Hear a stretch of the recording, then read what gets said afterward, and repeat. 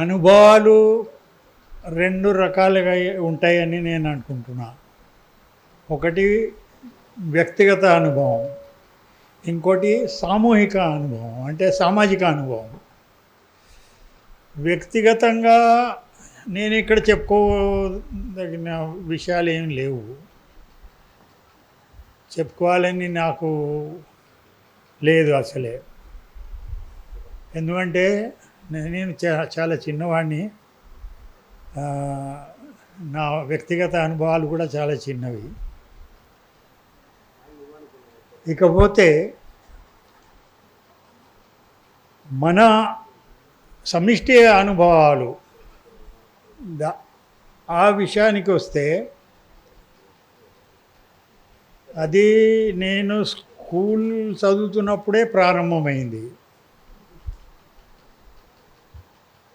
10వ తరగతిలో చదువుతున్నప్పుడు ఫస్ట్ టైం రాజకీయ కారణంగా అరెస్ట్ అయ్యాను. తర్వాత పట్టణానికి వచ్చాను. పట్టణానికి వచ్చినప్పుడు ఉన్న పరిస్థితులు ఏంటియో అవి నేను చెప్పదలుచుకున్నాను. ఇంకా అప్పుడు సిపిఐ నుండి సిపిఎం విడిపోయింది. సిపిఎంలో కూడా కొన్ని అంటే చీలికలు వస్తున్నాయి ఆ పీరియడ్లో. తరిమల నాగిరెడ్డి గారు చాలా గొప్ప నాయకుడు. అప్పటికే 2-3 దశాబ్దాలుగా ఆయన నాయకుడిగా కొనసాగిండు. ఆయనకు ఒక క్యాబినెట్ మంత్రి హోదా ఉంది అన్నట్టు. ఆయన ప్రతిపక్ష నాయకుడిగా కొనసాగిండు.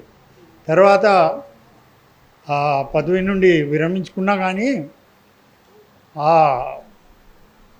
అంటే ఏమంటారు దాన్ని, సౌకర్యాలు, అధికార సౌకర్యాలు మాత్రం కొనసాగినాయి. ఆయనకు రెడ్ లైట్ కలిగిన కారు ఉండేది. అయితే ఆయన విప్లవకారుడు కూడా.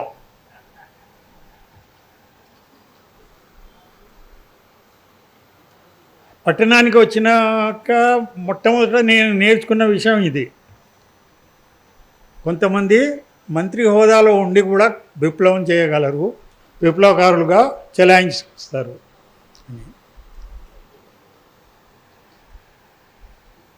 అందులోకి వెళ్ళి కొంతమంది బయటపడి లేదు ఆయన చెప్తున్నది సరి అయింది కాదు అన్నారు. ఆయన అన్నది ఏంటిది అంటే, ఇప్పుడు దేశమంతటా విప్లవకర పరిస్థితి లేదు కాబట్టి దేశమంతటా విప్లవకర పరిస్థితి వచ్చేదాకా మనం కదం తాళు చేసుకుంటూ ఉండాలి. లెఫ్ట్ రైట్ అక్కడనే నిలబడి ఉండాలి అని ఆయన చెప్పిన దాని ఒక సారాంశం. అయితే దాంతో నిజంగానే కొంతమందికి ఏమనిపించి ఉంటుంది, లేదు ఈయన చెప్తుంది కరెక్ట్ కాదు, దేశం అంతటా విప్లవకర పరిస్థితులు ఉన్నాయి అని అనుకున్నారు కదా చాలామంది. అందులో నేను ఒకడిని. అసలు పట్టణానికి రాకముందే 72లో నేను వచ్చిన. ఫస్ట్ టైం ఏప్రిల్లో వచ్చిన, తర్వాత అడ్మిషన్ అయినాక జూలైలో వచ్చి ఇక్కడనే ఉండిపోయినా. అయితే నేను కాక కూడా చాలామంది అలాంటివి అంటే ఆలోచనల్లో ఉన్నారు కదా. అందులో ఒక సెక్షన్ కామ్రేడ్ చంద్రపుల్లారెడ్డి నాయకత్వంలో విడిపోయారు అన్నట్టు. నాగిరెడ్డి గారు ఏపీఐసిసిసిఆర్ నుండి బయటికి వచ్చి ఏఐసిసిసిఆర్ నుండి బయటికి వచ్చి ఏపీసీసీఆర్ అని పెట్టుకున్నారు. అందులో కూడా మళ్ళీ చీలిక వచ్చి చంద్రపుల్లారెడ్డి గారి నాయకత్వంలో కొంతమంది తెలంగాణలో, ముఖ్యంగా కొంతవరకు నల్గొండలో నుండి చాలా క్యాడర్స్ వచ్చినాయి. వాళ్ళు ఇప్పుడు గోదావరి లోయ అనబడే ప్రాంతంలోకి వెళ్ళారన్నట్టు. సాయుధ పోరాటం మొదలెడుతున్నామని కూడా డిక్లేర్ చేసుకున్నారు. కానీ ఆ సాయుధ పోరాటం ఎట్లాంటిది అని కాస్త మనం డీప్లోకి పోయి అడిగితే అది ప్యాసివ్ రెసిస్టెన్స్. ప్యాసివ్ రెసిస్టెన్స్ అంటే ఏంటిది అంటే ప్రతిఘటన, కానీ ఆ ప్రతిఘటన కూడా యాక్టివ్ ప్రతిఘటన కాదు. ఆయుధాలు పట్టుకోవాలి కానీ పోలీసులను ఎదిరించొద్దు. అలాంటి పాలసీ తీసుకున్న ఒక పార్టీ అది. ఆ పార్టీకి చెందిన ఒక విద్యార్థి సెక్షన్ కూడా సిటీలో ఉన్నది. అంటే నాగిరెడ్డి గారితో అంటే ఆయన ఆలోచనలతో పనిచేస్తున్న కొంతమంది ఉన్నారు. నీల్కంఠ్, భాస్కర్, అయ్యర్లు బ్రదర్స్, వాళ్ళు నల్లకుంటలో ఉండేవాళ్ళు. నేను కూడా నల్లకుంట పక్కనే అంటే అడిగ్మెట్ విద్యానగర్ ఏరియాలోనే స్థిరపడ్డా కాబట్టి వాళ్ళతో టచ్లో ఉన్నా. తర్వాత ఈ ఉదయం మన ప్రదీప్ చెప్పినట్టు ఇంటింటా తిరిగి క్లాస్ 4 ఎంప్లాయీస్ని అంటే మన ల్యాబ్ అసిస్టెంట్స్, తర్వాత క్యాంటీన్ ఎంప్లాయీస్ వాళ్ళను కూడా తోడేసుకొని పెరుగుతున్న ధరలకు వ్యతిరేకంగా ఒక పెద్ద ఊరేగింపు తీసినాం. ఆ ఊరేగింపులో నేను కూడా మా కాలేజు ఇంకో పక్కన ఉన్న హిందీ మహావిద్యాలయ అవి బంద్ చేయించి దాదాపు 200-300 మంది ఆ ఊరేగింపులో చేరినాం. దాంతోనే ఏమైందంటే మిగతా విద్యార్థి నాయకుల దృష్టిలో పడ్డా. నేను కూడా ఉన్నాను అనేది వాళ్ళు గుర్తించారు. ఆ రోజు సెక్రటేరియట్ దగ్గర ఒక ఊరేగింపు పోయి ముగిసింది. దగ్గరనే ఉన్న ఒక ఇరానీ హోటల్ ఛాయ్ తాగుతూ అడ్రస్లు తీసుకున్నాం. అప్పుడు ఫోన్ నెంబర్లు ఉండేవి కావు. ఇప్పుడు అందరి దగ్గర ఫోన్ నెంబర్లు ఉన్నాయి, కానీ ఆ కాలంలో ఫోన్లే లేవు. ల్యాండ్లైన్ ఫోన్స్ ఉన్నాయి కానీ మా దగ్గరనైతే ఫోన్ నెంబర్స్ లేవు. కాబట్టి ఆ రకంగా కలుసుకొని నా హాస్టల్ రూమ్కే పిలిపించితే వాళ్ళు అంతా వచ్చిండ్రు. ఉస్మానియా యూనివర్సిటీలో చదువుతున్న విద్యార్థులు వాళ్ళు వచ్చి కలిసి ఇట్లా నేను మొదటిసారి వచ్చినప్పుడు అంటే ఏప్రిల్లో వచ్చినప్పుడు 72 జార్జ్ రెడ్డి హత్య జరిగింది. రెండోసారి వచ్చినప్పటికీ చారు మజుందార్ అరెస్ట్ అయ్యి ఆయన కూడా అమరుడు అయినాడు. అంటే చాలా ఒక నెగటివ్ పరిస్థితి, అది దేశానికే ఒక నెగటివ్ పరిస్థితి. అల్లకల్లోలంగా ఉంది. విప్లవ ఉద్యమంలో ఒక స్తంభన లాంటి పరిస్థితి వచ్చింది, నిలిచిపోయినట్టు ఉంది. అలాంటి స్థితిలో మేము ఇక్కడికి వచ్చినాం అన్నట్టు. వచ్చి చూస్తే అంత నెగటివ్ ఉంటే కొంతమంది ఏం చేస్తారంటే సరే ఇక ఏం చేయరాదు కదా మనం కూడా ఇంటికి పోదామని నిర్ణయించుకుంటారు. కానీ మాలాంటి కొంతమంది ఏమనుకున్నామంటే ఉన్న దాంట్లో నుండి ఏదో మొదలు పెడదాం. నేను సిటిఐలో అడ్మిషన్ తీసుకున్నా, కానీ నా కాంట్రాక్ట్స్ అన్నీ ఉస్మానియా యూనివర్సిటీ క్యాంపస్లోనే పెరిగినాయి, అట్టే డెవలప్ అయినాయి. అయితే ఉస్మానియా యూనివర్సిటీ క్యాంపస్నే మన అంటే వర్క్ ఏరియాగా డెవలప్ చేసుకుందాం, అక్కడనే పని చేద్దామని నేను నిర్ణయించుకున్నా. అయితే ఎట్లా పని చేయాలి, ఎన్నో రకాలుగా ప్రయత్నం చేసినాం. అరసం వాళ్ళ విద్యార్థి సంఘం ఒకటి ఉండే, అందులో కూడా పోయినా. నేను పోయి అక్కడ కవితలు చదివినా. తర్వాత విరసం వాళ్ళను వెతకాలి అని నిర్ణయించుకున్నాం కొంతమంది 10 మంది విద్యార్థులం. విరసాన్ని ఎట్లా అంటే వెతకాలి అంటే న్యూస్ పేపర్ చదవాలి రోజు.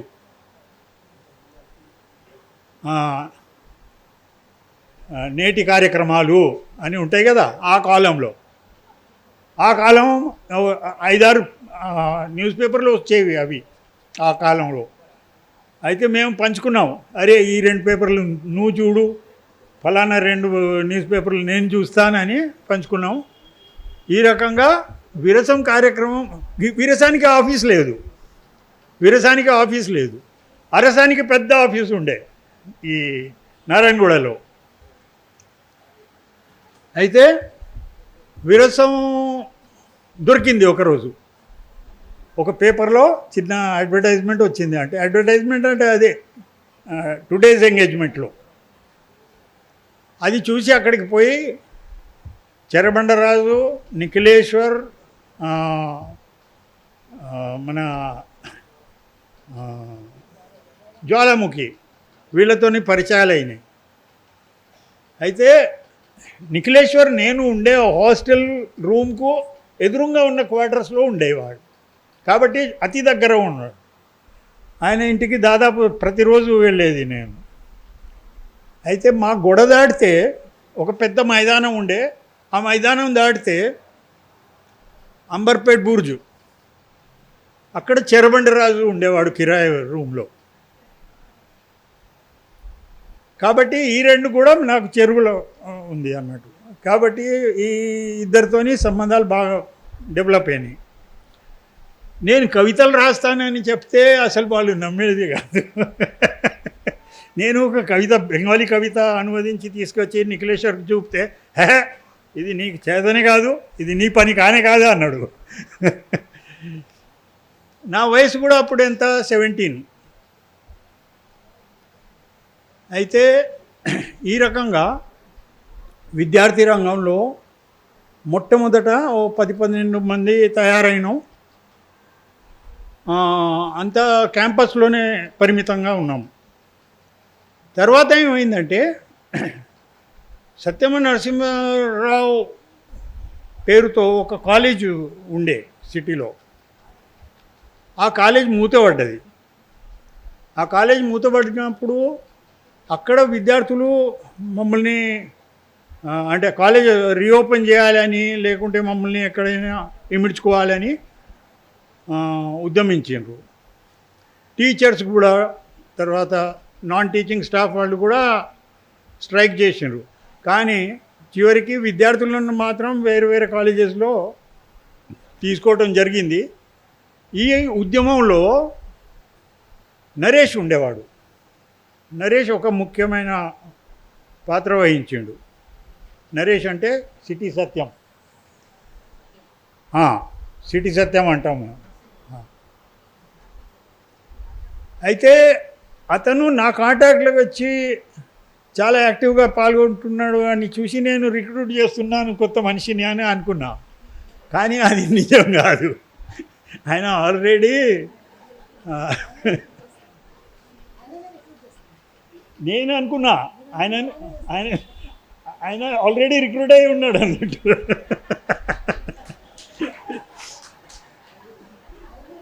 పిఎన్టీ శ్రీనివాస్ ఆయన ఇంటి పక్కనే కిరాయికి ఉంటే ఆయన తయారు చేసిండు అన్నట్టు. ఈ రకంగా ఒక చిన్న గ్రూప్ తయారైంది. ఈ గ్రూపు విపిఎస్లోనే ఉంటూ, అంటే విద్యార్థి పీడిఎస్లోనే ఉండాలి, పీడిఎస్లోనే ఉంటూ పనిచేయాలి అని మేము నిర్ణయించుకున్నాం. పీడిఎస్ పెట్టింది ఎవరు? ఆ పేరుతో 71-72 స్టూడెంట్ సెలెక్షన్స్లో జార్జ్ రెడ్డి ఆ పేరుతో ప్యానెల్స్ పెట్టిండు అన్నట్టు. ఇంజనీరింగ్ కాలేజీలో, సైన్స్ కాలేజీలో గెలిచిండ్రు కూడా. కాబట్టి ఈ పేరునే కంటిన్యూ చేద్దామని అనుకున్నాం. చివరికి ఈ పరిస్థితుల నుండి కొంతమంది 73 ఎండ్ వరకు పీడిఎస్ సిటీ కన్వెన్షన్ అని పెట్టింది. పెడితే అందులో కొంతమంది ఎన్నికై కూడా వచ్చిండ్రు అన్నాడు కమిటీలోకి. అందులో నరేష్ ఒకడు. అయితే అప్పుడే కొద్దిగా అంటే డిఫరెన్సెస్ కనిపించినాయి. ఆ డిఫరెన్సెస్ ఏంటంటే విద్యార్థుల్లో రైతాంగ రాజకీయాలు చెప్పుకుని ప్రచారం చేయవద్దు అనేవాళ్ళు పీడిఎస్లో కూడా ఉన్నారు కొంతమంది. మేము రైతాంగ విప్లవంతో ఉత్తేజపడి ఇక్కడికి వచ్చినాము. ఆ రైతాంగ విప్లవమే విద్యార్థులకు కూడా దిశ చూపుతుంది అని నమ్ముతున్నాం. కాబట్టి దాన్ని మేము వదులుకోలేము అని మేము అనుకున్నాం. ఈ విధంగా అప్పుడే కొద్దిగా డిఫరెన్సెస్ కనిపించినాయి. చివరికి 74లో రైల్వే స్ట్రైక్ మొదలైనప్పుడు అందులో చురుగ్గా పాల్గొన్నాం. ఆ పీరియడ్లో వాల్ పెయింటింగ్ కోసం 30 టీంలు తయారు చేసుకున్నాం. మొత్తం సిటీ కవర్ చేయాలని అనుకున్నాం. 60 మందితో అంటే 30 టీమ్స్ తయారు చేసుకొని మేము ప్రచారం చేసినాం, వాల్ పెయింటింగ్ చేసినాం. చెరబండరాజు కూడా ఒక టీంలో ఉండి అరెస్ట్ అయ్యిండు ఆ రోజు. చివరికి ఈ విధంగా సిటీలో మన విప్లవ విద్యార్థి ఉద్యమానికి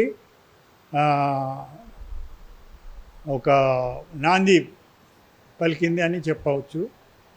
ఇంతే చెప్పి నేను నా 2 మాటలు.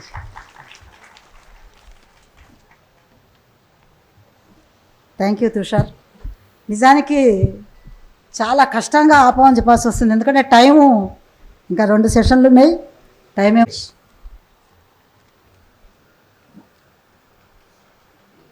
అనుభవాలు 2 రకాలుగా ఉంటాయని నేను అనుకుంటున్నా.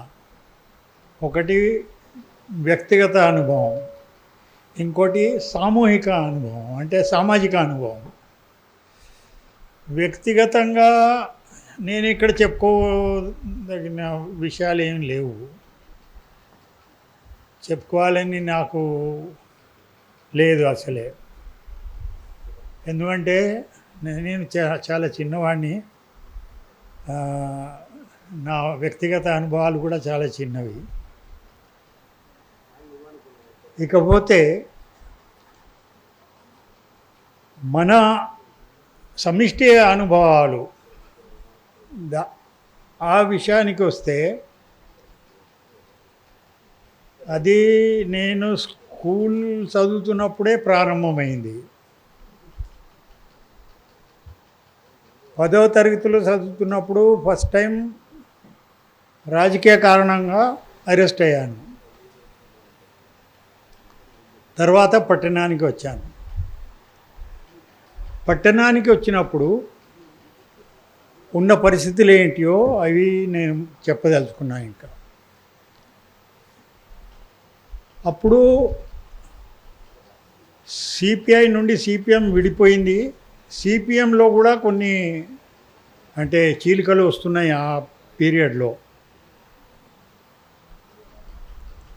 తరిమల నాగిరెడ్డి గారు చాలా గొప్ప నాయకుడు. అప్పటికే 2-3 దశాబ్దాలుగా ఆయన నాయకుడిగా కొనసాగిండు.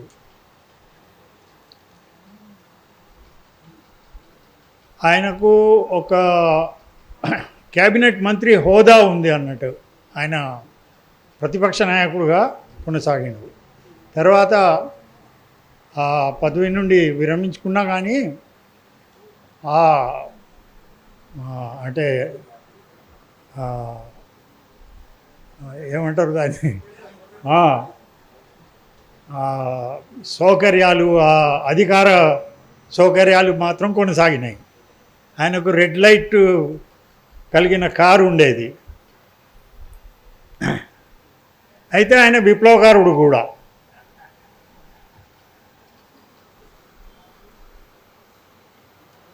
పట్టణానికి వచ్చినాక మొట్టమొదట నేను నేర్చుకున్న విషయం ఇది. కొంతమంది మంత్రి హోదాలో ఉండి కూడా విప్లవం చేయగలరు, విప్లవకారులుగా చెలాయిస్తారు.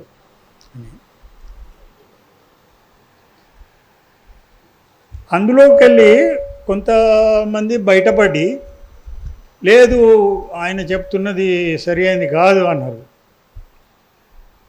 ఆయన అన్నది ఏంటిది అంటే, ఇప్పుడు దేశమంతటా విప్లవకర పరిస్థితి లేదు కాబట్టి దేశమంతటా విప్లవకర పరిస్థితి వచ్చేదాకా మనం కదం తాళు చేసుకుంటూ ఉండాలి, లెఫ్ట్ రైట్ అక్కడనే నిలబడి ఉండాలి అని ఆయన చెప్పిన దాని ఒక సారాంశం. అయితే దాంతో నిజంగానే కొంతమందికి ఏమనిపించి ఉంటుంది, లేదు ఈయన చెప్తుంది కరెక్ట్ కాదు, దేశం అంతటా విప్లవకర పరిస్థితులు ఉన్నాయి అని అనుకున్నారు కదా చాలామంది. అందులో నేను ఒకడిని. అసలు పట్టణానికి రాకముందే 72లో నేను వచ్చిన. ఫస్ట్ టైం ఏప్రిల్లో వచ్చిన, తర్వాత అడ్మిషన్ అయినాక జూలైలో వచ్చి ఇక్కడనే ఉండిపోయినా. అయితే నేను కాక కూడా చాలామంది అలాంటివి అంటే ఆలోచనల్లో ఉన్నారు కదా. అందులో ఒక సెక్షన్ కామ్రేడ్ చంద్రపుల్లారెడ్డి నాయకత్వంలో విడిపోయారు అన్నట్టు.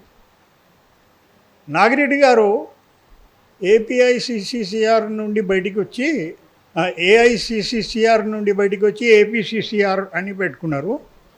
అందులో కూడా మళ్ళీ చీలిక వచ్చి చంద్రపుల్లారెడ్డి గారి నాయకత్వంలో కొంతమంది తెలంగాణలో, ముఖ్యంగా కొంతవరకు నల్గొండలో నుండి చాలా క్యాడర్స్ వచ్చినాయి. వాళ్ళు ఇప్పుడు గోదావరి లోయ అనబడే ప్రాంతంలోకి వెళ్ళారన్నట్టు. సాయుధ పోరాటం మొదలెడుతున్నామని కూడా డిక్లేర్ చేసుకున్నారు. కానీ ఆ సాయుధ పోరాటం ఎట్లాంటిది అని కాస్త మనం డీప్లోకి పోయి అడిగితే అది ప్యాసివ్ రెసిస్టెన్స్. ప్యాసివ్ రెసిస్టెన్స్ అంటే ఏంటిది అంటే ప్రతిఘటన, కానీ ఆ ప్రతిఘటన కూడా యాక్టివ్ ప్రతిఘటన కాదు.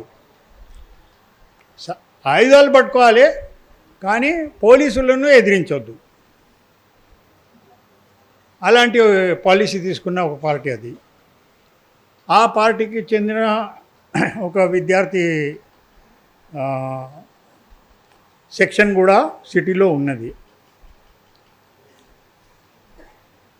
అంటే నాగిరెడ్డి గారితో అంటే ఆయన ఆలోచనలతో పనిచేస్తున్న కొంతమంది ఉన్నారు. నీల్కంఠ్, భాస్కర్, అయ్యర్లు బ్రదర్స్, వాళ్ళు నల్లకుంటలో ఉండేవాళ్ళు. నేను కూడా నల్లకుంట పక్కనే అంటే అడిగ్మెట్ విద్యానగర్ ఏరియాలోనే స్థిరపడ్డా కాబట్టి వాళ్ళతో టచ్లో ఉన్నా. తర్వాత ఈ ఉదయం మన ప్రదీప్ చెప్పినట్టు ఇంటింటా తిరిగి క్లాస్ 4 ఎంప్లాయీస్ని అంటే మన ల్యాబ్ అసిస్టెంట్స్, తర్వాత క్యాంటీన్ ఎంప్లాయీస్ వాళ్ళను కూడా తోడేసుకొని పెరుగుతున్న ధరలకు వ్యతిరేకంగా ఒక పెద్ద ఊరేగింపు తీసినాం. ఆ ఊరేగింపులో నేను కూడా మా కాలేజు ఇంకో పక్కన ఉన్న హిందీ మహావిద్యాలయ అవి బంద్ చేయించి దాదాపు 200-300 మంది ఆ ఊరేగింపులో చేరినాం. దాంతోనే ఏమైందంటే మిగతా విద్యార్థి నాయకుల దృష్టిలో పడ్డాను. నేను కూడా ఉన్నాను అనేది వాళ్ళు గుర్తించారు. ఆ రోజు సెక్రటేరియట్ దగ్గర ఒక ఊరేగింపు పోయి ముగిసింది. దగ్గరనే ఉన్న ఒక ఇరానీ హోటల్ ఛాయ్ తాగుతూ అడ్రస్లు తీసుకున్నాం. అప్పుడు ఫోన్ నెంబర్లు ఉండేవి కావు. ఇప్పుడు అందరి దగ్గర ఫోన్ నెంబర్లు ఉన్నాయి కానీ ఆ కాలంలో ఫోన్లే లేవు. ల్యాండ్లైన్ ఫోన్స్ ఉన్నాయి కానీ మా దగ్గరనైతే ఫోన్ నెంబర్స్ లేవు. కాబట్టి ఆ రకంగా కలుసుకొని నా హాస్టల్ రూమ్కే పిలిపించితే వాళ్ళు అంత వచ్చిండ్రు. ఉస్మానియా యూనివర్సిటీలో చదువుతున్న విద్యార్థులు వాళ్ళు వచ్చి కలిసి ఇట్లా నేను మొదటిసారి వచ్చినప్పుడు అంటే ఏప్రిల్లో వచ్చినప్పుడు 72 జార్జ్ రెడ్డి హత్య జరిగింది. రెండోసారి వచ్చినప్పటికీ చారు మజుందార్ అరెస్ట్ అయ్యి ఆయన కూడా అమరుడు అయినాడు. అంటే చాలా ఒక నెగటివ్ పరిస్థితి, అది దేశానికే ఒక నెగటివ్ పరిస్థితి.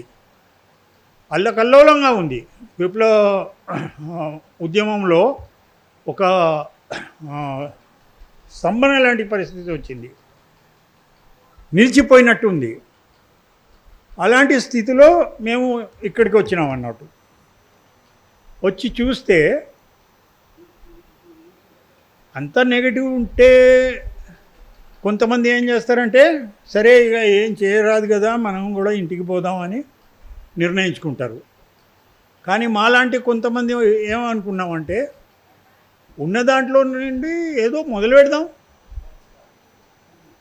నేను సిటిఐలో అడ్మిషన్ తీసుకున్నా, కానీ నా కాంట్రాక్ట్స్ అన్నీ ఉస్మానియా యూనివర్సిటీ క్యాంపస్లోనే పెరిగినాయి, అటే డెవలప్ అయినాయి. అయితే ఉస్మానియా యూనివర్సిటీ క్యాంపస్నే మన అంటే వర్క్ ఏరియాగా డెవలప్ చేసుకుందాం, అక్కడనే పని చేద్దామని నేను నిర్ణయించుకున్నా. అయితే ఎట్లా పని చేయాలి, ఎన్నో రకాలుగా ప్రయత్నం చేసినాం. అరసం వాళ్ళ విద్యార్థి సంఘం ఒకటి ఉండే, అందులో కూడా పోయినా నేను. పోయి అక్కడ కవితలు చదివినా. తర్వాత విరసం వాళ్ళను వెతకాలి అని నిర్ణయించుకున్నాం కొంతమంది, 10 మంది విద్యార్థులం.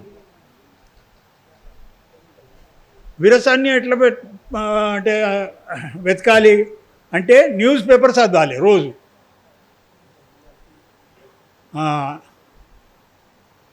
నేటి కార్యక్రమాలు అని ఉంటాయి కదా, ఆ కాలంలో 5-6 న్యూస్ పేపర్లు వచ్చేవి అవి ఆ కాలంలో.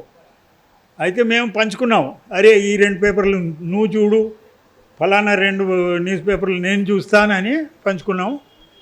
ఈ రకంగా విరసం కార్యక్రమం. విరసానికి ఆఫీస్ లేదు, అరసానికి పెద్ద ఆఫీసు ఉండే ఈ నారాయణగూడలో.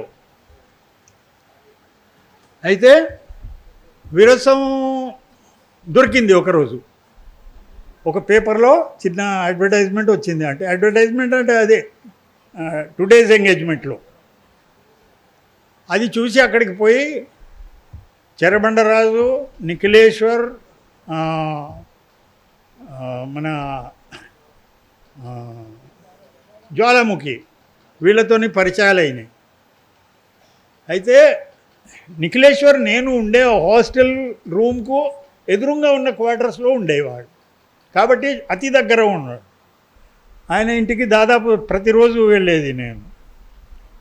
అయితే మా గొడ దాటితే ఒక పెద్ద మైదానం ఉండే, ఆ మైదానం దాటితే అంబర్పేట్ బూర్జు, అక్కడ చెరబండరాజు ఉండేవాడు కిరాయి రూమ్లో. కాబట్టి ఈ 2 కూడా నాకు చెరువులో ఉంది అన్నట్టు.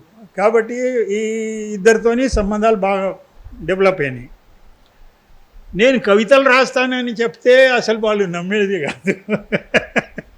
నేను ఒక కవిత, బెంగాలీ కవిత అనువదించి తీసుకొచ్చి నిఖిలేశ్వర్కి చూపితే, ఇది నీకు చేతనే కాదు, ఇది నీ పని కానే కాదు అన్నాడు. నా వయసు కూడా అప్పుడు ఎంత, 17. అయితే ఈ రకంగా విద్యార్థి రంగంలో మొట్టమొదట 10-12 మంది తయారైనాం. అంతా క్యాంపస్లోనే పరిమితంగా ఉన్నాం. తర్వాత ఏమైందంటే సత్యమ నరసింహారావు పేరుతో ఒక కాలేజ్ ఉండే సిటీలో, ఆ కాలేజ్ మూతపడ్డది. ఆ కాలేజ్ మూతపడినప్పుడు అక్కడ విద్యార్థులు మమ్మల్ని అంటే కాలేజ్ రీఓపెన్ చేయాలని లేకుంటే మమ్మల్ని ఎక్కడైనా ఇమిడ్చుకోవాలని ఉద్యమించారు. టీచర్స్ కూడా తర్వాత నాన్ టీచింగ్ స్టాఫ్ వాళ్ళు కూడా స్ట్రైక్ చేసినారు. కానీ చివరికి విద్యార్థులను మాత్రం వేరు వేరే కాలేజెస్లో తీసుకోవటం జరిగింది. ఈ ఉద్యమంలో నరేష్ ఉండేవాడు. నరేష్ ఒక ముఖ్యమైన పాత్ర వహించిండు. నరేష్ అంటే సిటీ సత్యం, సిటీ సత్యం అంటాం మనం. అయితే అతను నా కాంటాక్ట్లోకి వచ్చి చాలా యాక్టివ్గా పాల్గొంటున్నాడు అని చూసి నేను రిక్రూట్ చేస్తున్నాను కొత్త మనిషిని అని అనుకున్నా. కానీ అది నిజం కాదు. ఆయన ఆల్రెడీ నేను అనుకున్నా ఆయన ఆయన ఆయన ఆల్రెడీ రిక్రూట్ అయి ఉన్నాడు అన్నట్టు.